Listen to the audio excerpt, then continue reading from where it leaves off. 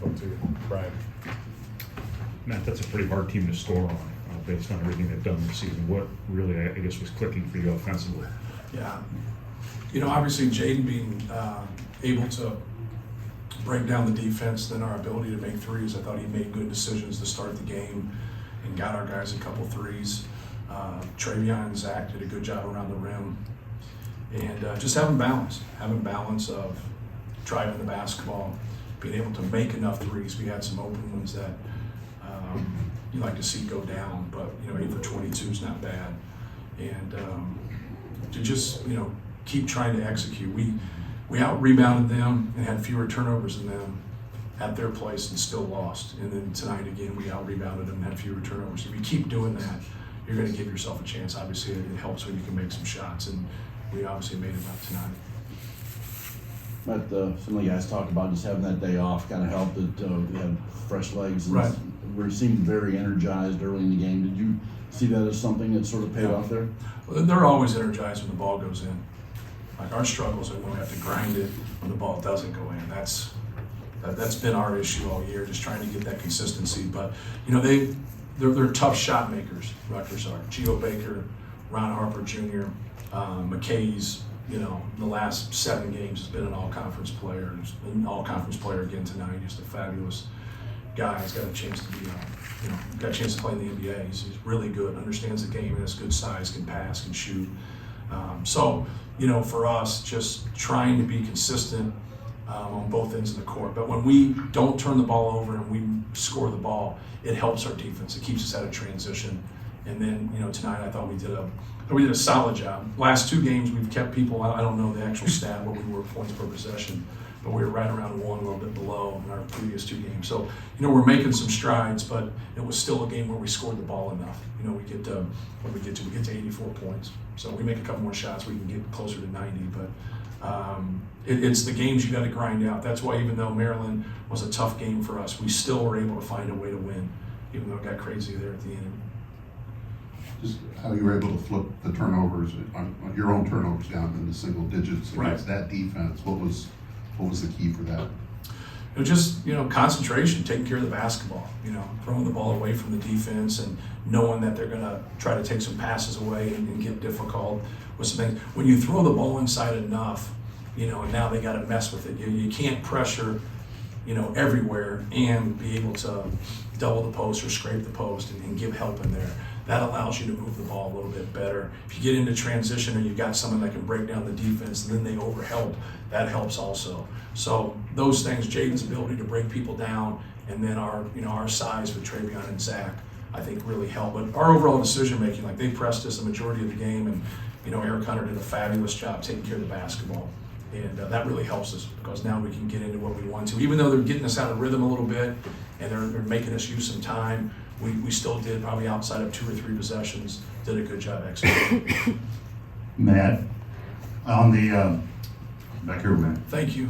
You're welcome. Rutgers made some runs on you, but your guys tonight stayed the course and maintained a lead, and then they increased that lead. Sometimes we don't see that out of Purdue, but tonight we saw some progress as far as maintaining leads. How satisfied are you? Yeah, well, that's what you want. Obviously it's in competition. You see it a lot in college basketball. You see it more in the NBA.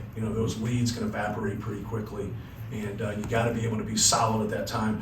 We've fallen into a trap throughout the year. Once we get a lead to about 10 or 12, we get away from what we were doing, or we try to hit a home run and do something. I didn't see us doing that tonight.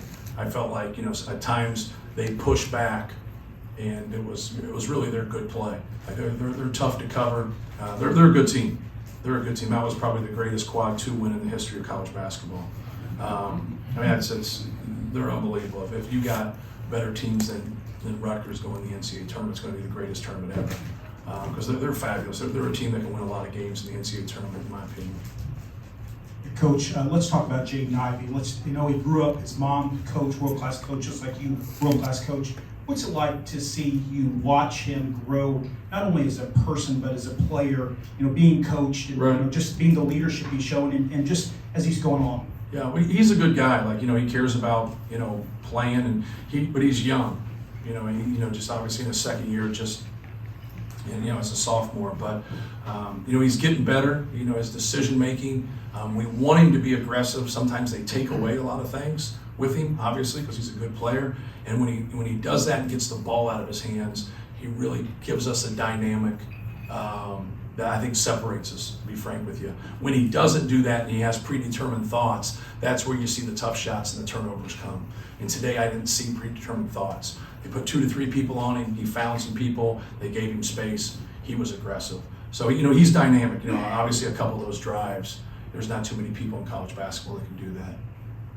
Matt, just follow up on the press. Where do you feel like you guys have made the most strides facing a press? Yeah, just our confidence. Just like, we're not schematically doing anything different than what we've done before. We kind of set up a little bit different a couple times, but, just confidence. You can see Eric Hunter, feels good about himself, handling the press, changing speed, changing direction. Our guys have done a good job timing their flashes. So it's not too hard. It's just a 2-2-1 press or 1-2-2 press. We make it look hard a couple times, but if you look at, and this is on me, because the more time we give it, the better we do. We gave it time the other day, and so like when we knew they could do some of it, we didn't think they would do it the whole game. But like when we went and played Iowa again, we did a good job.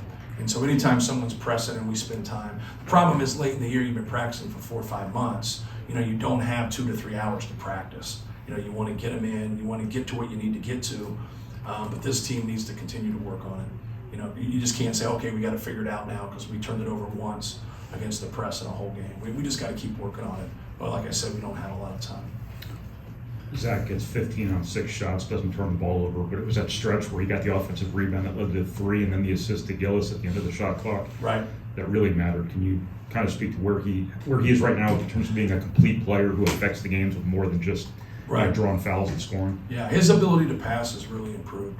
And just whenever he has turnovers, it's passing across his body. It's just rushing into things. When he takes his time and squares his shoulders, he does a good job of making decisions. So he's really grown in that area. Anything else? Oh, I guess I'll go. Coach, what is your philosophy on zone defenses? Like, why do you necessarily try and stray away from that? Is that a personnel thing? I don't stray away from it. I don't do it. Okay.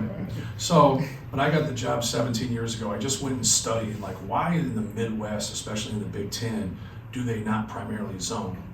So who's the last person that used the zone as a primary defense that won the Big Ten? You guys are supposed to be experts. And you asked the question, you don't know, right? No. I think it's the 73 Minnesota Golden Gophers. Ron B. Hagan, Dave Winfield. I think that's correct. So I just went back and studied, Tom Izzo, Bob Knight, Bo Ryan, Thad Matta, Bruce Weber, the guys that won at least multiple times. Wisconsin in great guard. And you start to look, John Beilein at Michigan. John Beilein had one of the best 1-3-1 defenses at West Virginia. I mean, it was perplexing people. And he came into our league and he said, I just need to get my personnel and I'll run it. He never ran it. Why that is, I don't know. But if you go to the Big East and you go to the traditional Big East of the Georgetown, the Syracuse, the St. John's, when they battled, like that's, the East Coast is more of a zone-driven league. So I just want to win the Big Ten. Like, without getting to it, like, you know what I mean? But I always looked at it too, like you're trying to win the Big Ten, but you also want to win the NCAA tournament. So I just studied it. I also studied like where guys came from that came to Purdue for 50 years and why certain places were better than other places. So when you study it, and I've messed with it a little bit about 7-8 years ago, and we were terrible at it, probably because I wasn't very good at teaching it. But yeah, just want to win the Big Ten. Just want to win. And just want to get good at something. And a lot of times when guys mix things up and they change, they might can win a game, whatever. Like I want to win a championship and try to build and get really good. So I know I got kind of philosophical, but you wanted it. So so that's why we do it. And the people that I learned under, Gene Cady and Bruce Weber. Gene Cady had a pretty good career. Bruce Weber's had a fabulous career. And so like that's what, those are the guys I learned under. That's what we're doing, and I'm driven through winning. And no matter when you struggle, and Coach Boeheim talked about this, because Coach Boeheim used to be a straight man-to-man guy. He goes, whenever he lost, You know, when he was man-to-man, they said, well, why didn't you zone? And now when he zones, whenever he loses, they say, well, why didn't you man-to-man? It doesn't matter. Like, you know what I mean? It's just, you know, you got to figure out what's the best for you. So, but there's people in there in that stands that are, they're waiting for the new coach, so he'll zone. And the new coach is coming. I hope not soon, but he's coming, because that's what we all are. We're all replacements. You guys are replacements. I'm a replacement.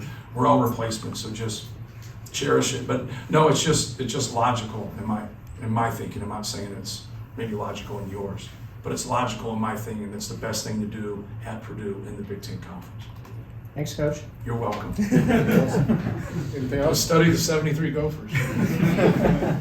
Thank you, guys.